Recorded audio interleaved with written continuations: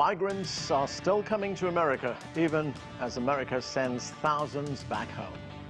Hello, I'm Anand Naidu. This is The Heat.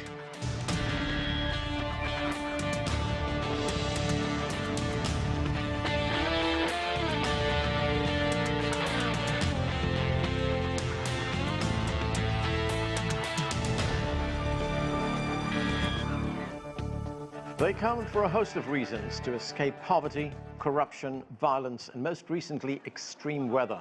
Most in search of a better life. Many believe conditions would ease under the new Biden administration, but with the pandemic still raging, the administration continues to turn people away, leaving thousands in limbo. There is much to talk about. Let's get to our panel. Laura Carlsen heads Americas.org, an independent policy center based in Mexico City. Adolfo Franco is an attorney and Republican strategist. Also with us is Kate Lincoln-Goldfinch. She's an immigration attorney and board president of VECINA, an immigration justice advocacy group. And Rafael Bernal covers Hispanic politics and U.S. Latin America relations as a reporter for The Hill newspaper, which is right here in Washington, D.C. Thank you, everyone, for being with us. And Rafael, let me start with you. Let's look at the situation at the border. 3 months ago, more than 200,000 migrants crossed that border, 210,000 to be more precise. That broke a 21-year record for the number of people at the border, and that number included 19,000 children. What was behind the surge? Well, a host of issues, and you can divide it in every country in Latin America, and indeed many countries around the world. Each have their own issues as to why those migrants come. Then you have the Biden immigration policies that it inherited from the Trump administration, one of which causes recidivism. It's Title 42. It's basically because of the pandemic. Anybody who crosses without permission, the United States can immediately repatriate without asking for asylum, without allowing them to ask for asylum. That one's caused recidivism. So when you talk about 200,000 people apprehended crossing, it's been 200,000 crossings, really. Some people cross over and over and over again. So that's on one side. And then there is a certain magnet effect of many migrants, especially in the Americas, that have heard that the Biden administration is not as harsh as the Trump administration. And that does encourage some to come. I don't think it's the principal cause. But then there are, as you said, climate situations, political conditions, economic conditions in different countries that really push people out and north. Rafael, I just want to get back to Title 42 that you mentioned. That is some kind of public health statute, isn't it? It is, but it's really been bounced around by U.S. bureaucrats. The DHS points to the CDC, the Centers for Disease Control and Prevention, as really the ones responsible for Title 42. But the CDC hasn't fully taken responsibility for the migratory part. And really, we know that the pandemic isn't moving as much through migration patterns. The pandemic in the United States is really still around more on the vaccination front than because of any migration pattern coming to the United States. Adolfo Franco, Title 42 was initially used by the Trump administration to curb migration, and it was used by the Biden administration when they took over. But there are a growing number of public health officials say that it actually there is no evidence that, from a policy point of view, that that it actually stops the spread of COVID. In fact, they point out that it could make the situation worse as migrants are housed in very overcrowded facilities. Is this both administrations we see here using a public health policy as immigration policy? No, I don't think so. I mean, if you can't have it both ways in this country. If there is a coronavirus or a COVID crisis in the United States, there's a crisis. There is or there is not. It is impossible at this time for vaccinated, legal travelers from Europe to enter this country. I have colleagues that want to come in from Europe that cannot come into this Europe to the United States unless it's essential travel. Again, these are vaccinated individuals from developed countries.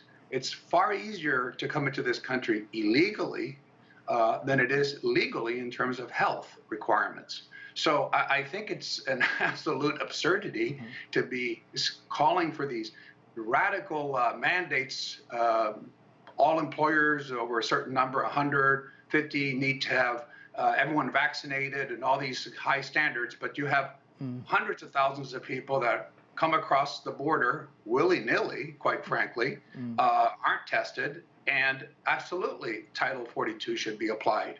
So either we have ended the crisis, and I don't understand why we can't let people from Europe travel legally into the United States, while we let illegal immigrants, and not immigrants, illegal aliens, that's what the law classifies these people. These aren't immigrants. They're not undocumented. These are illegal aliens coming in unvetted into the United States and not checked for any health or any other requirements, security requirements. It's ludicrous. No other country on earth does it.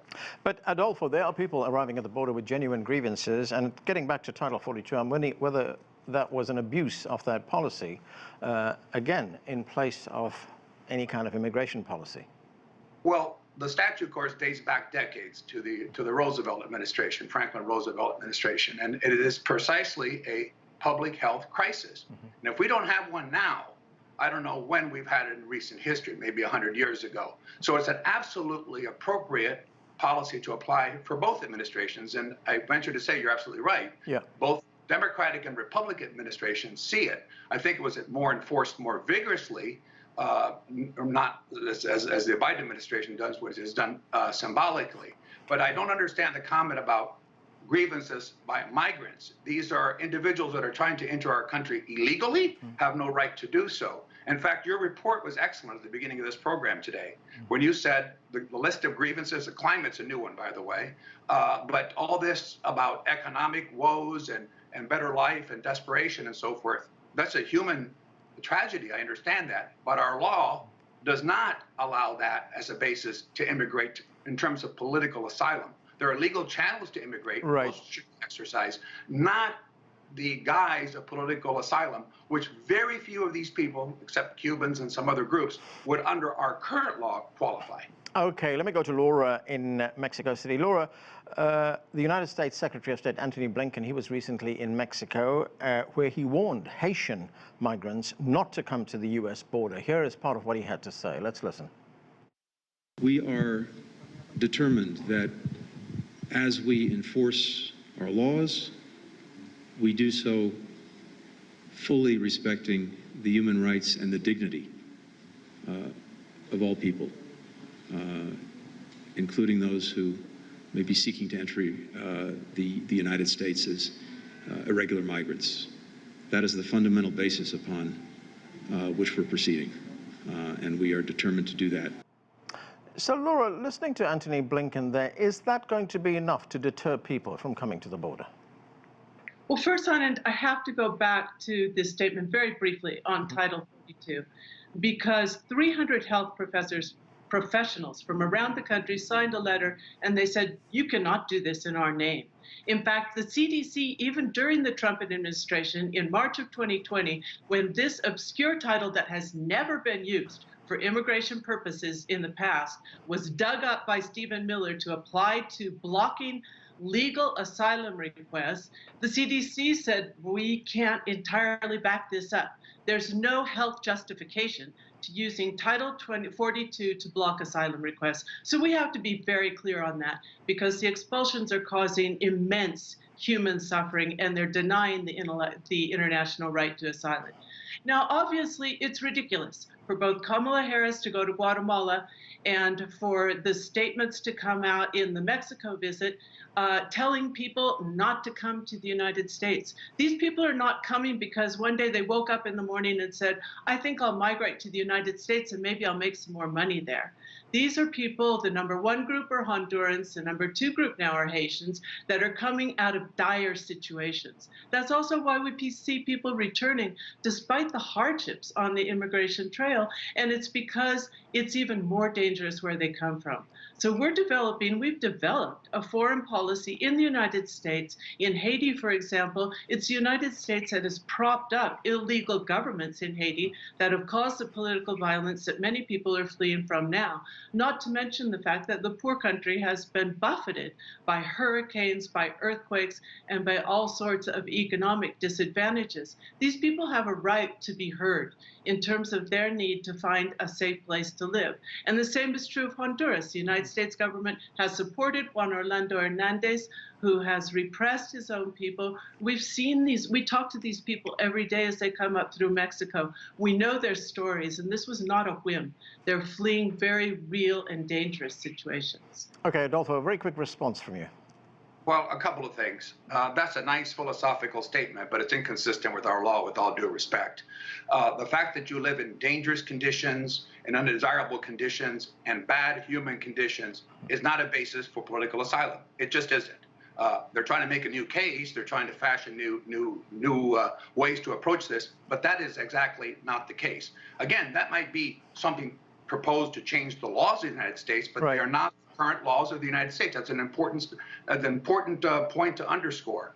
I don't believe for one moment that the law as existed today, as a lawyer, I can tell you that it contemplates economic woes or bringing in Haitians that have been living for 10 or 12 years in Chile and Argentina and now cannot find jobs. And you haven't even touched one last item, which I hope you do, is the human trafficking and the business of organizing these people and the exploitation of them. Okay, Adolfo, I will get to that, Adolfo. I want to bring Kate into the conversation right now. Kate, great to have you on the show. Welcome.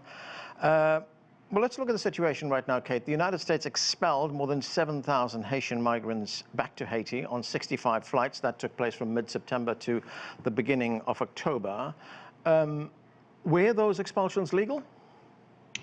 I don't believe that they were. I mean, the Title 42 policy is currently being litigated, and one federal court ordered it to be stayed, then the appellate court reversed the stay, and so it really is up in the air. But I think the thing that's important to note is that the United States, after our failure in World War II to protect Jewish refugees fleeing the Holocaust, we sent thousands of them back to their death, and we recognize our responsibility as a nation through international treaties and through our own laws, which have been codified and in place for decades, to allow any individual the right to apply for asylum.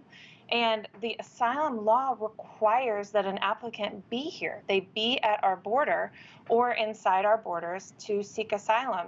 And when we close down the ports of entry and we don't allow desperate migrants to apply for asylum at the bridges, and then they enter with inspection, and then we cry out that this is illegal, we need to remember that asylum is actually very legal. It's been in place for decades. And this policy, under a pretext of COVID safety, which could, you know, all we have to do is provide vaccinations or testing to migrants, and it is a pretext. In fact, the Trump administration attempted to put in place a Title 42 border closure before we even knew about COVID under the mumps that failed. And I have been an immigration lawyer in Texas working with thousands of migrants for the last 15 years, and unfortunately, the Trump administration made attempt after attempt after attempt to close down the borders to migrants and asylum seekers, and the final thing that did it was Title 42. And even more unfortunate is the fact that our current administration is defending the policy in court. Kate, one point, you know, as Adolfo points out, is there a specific criteria on who can and cannot ask for or apply for political asylum? I mean, do things like poverty, corruption, violence, and in one case that I mentioned, the weather, do those fall under the same law? No, it's a great point. Not everyone does qualify for asylum, but unless we give everyone the opportunity to apply, like Rafael said, we're going to see recidivism, which artificially inflates the numbers. We don't actually have 200,000 individual migrants who have attempted. We have maybe a fourth of that who have tried 4 times. And the system we've had in place for decades is called a credible fear interview system, where a migrant can come to the border, they can say, I'm afraid of returning to my country, and they have to meet with an asylum officer and tell their story. And it's a screening mechanism. If they fail, they get deported. But if they pass, they are allowed to come in. Over 95% of them show up to their court hearings, and they present their testimony and their expert and their witnesses. And we had a functioning system in place.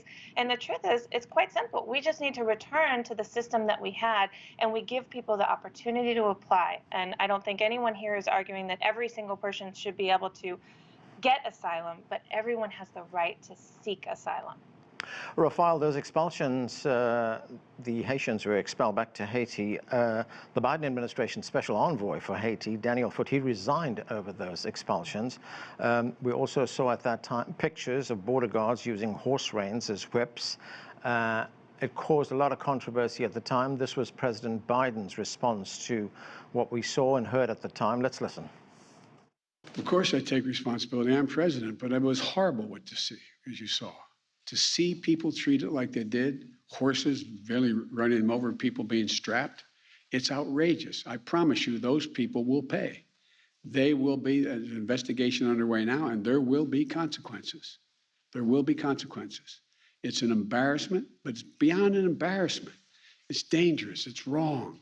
It sends the wrong message around the world. It sends the wrong message at home. It's simply not who we are. Rafael, so clearly the president recognizes that there is something seriously wrong here. But why does he behave in a way that causes these incidents to occur?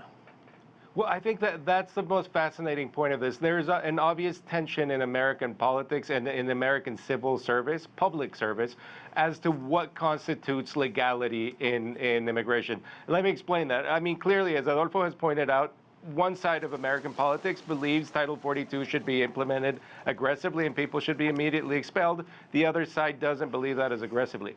But the real tension that I'm hearing is between the Department of Homeland Security and the Department of State.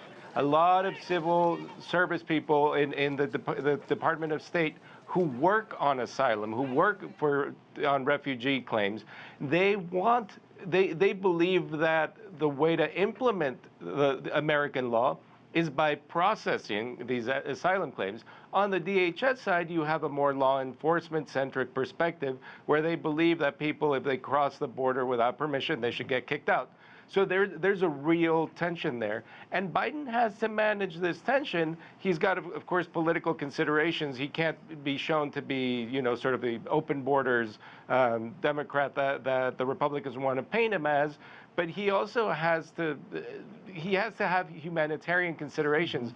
And right now it seems as if the political argument within the administration is being won by the DHS law enforcement side, and not so much by those who want to enforce or return to that asylum system that did exist before and worked better than what we've had for the past 5 years. Right, Rafael, that policy, the political argument right now may be winning, but has the policy actually hurt the president politically and in Congress?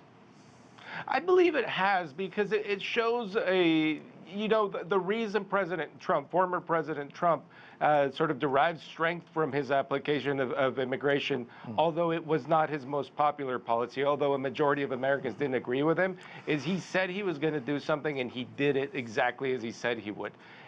The image that Biden portrays, that Vice President Harris portrays going to Guatemala and saying don't come, that Secretary Blinken does the same thing, is one of certain wishy-washiness, not being really sure, wanting to do one thing but really doing the other. And that doesn't help politically. That's not what voters have been asking for in the last 10 or 15 years. Frankly, voters want more decisive leaders. Adolfo, I want to look a bit more broadly at the question of migration into the United States, illegal migration, as you pointed out. There was a Yale University professor, Alicia Camacho, who said that the failure of U.S. immigration policy has been the tendency to treat migration as a problem. She says, and I'm quoting here, "This is the labor force that runs so much of U.S. consumer society that allows many of us the comforts of everyday life, including people who mow lawns, build houses, and care for our children, our sick, and our elderly," unquote. Listening to that, Adolfo, it makes the situation very complex, but it also points to a hypocrisy on the part of the government when they kick people out, when we know what people are doing here. Well, that's indeed, I agree with that in large measure. What we need to do, sounds like a broken record for decades of Republicans and Democrats who've been playing political football with this issue, is have significant and modern immigration reform. Our current immigration system, I agree, does not make sense. We need people coming into the country legally. And that's what I've always advocated. I was not born in the United States, and I think it's important to have immigration to the United States legally. But unfortunately, these are excuses that are being made to allow illegal immigration by governments. And you have an excellent panel here today. I agree with many of the things that were said. The immigration lawyer, for example, she pointed out something that's absolutely true. Everyone has a right to hear their political asylum claim. But frankly, and let's be candid here, your own program teed up the program correctly by saying the reasons people are coming here do not qualify for political asylum. So what happens is they overwhelm the system. And that's what's happened with your... Well, hang on, Adolfo. You're making that decision that people do not qualify to come here even before they're afforded a hearing. Well, we know for a fact, just as your reporting indicates, that, and even your guests, they're coming for economic reasons, because they're desperate, because they're in a situation of desperation and so forth. This is a human tragedy, but that's not a political asylum case. So what happens is you can overwhelm the system, and that's exactly what's happened, and that's why the Remain in Mexico policy made sense, and this administration will go back to it, I can assure you, after its failed policies of the last 6 or 7 months.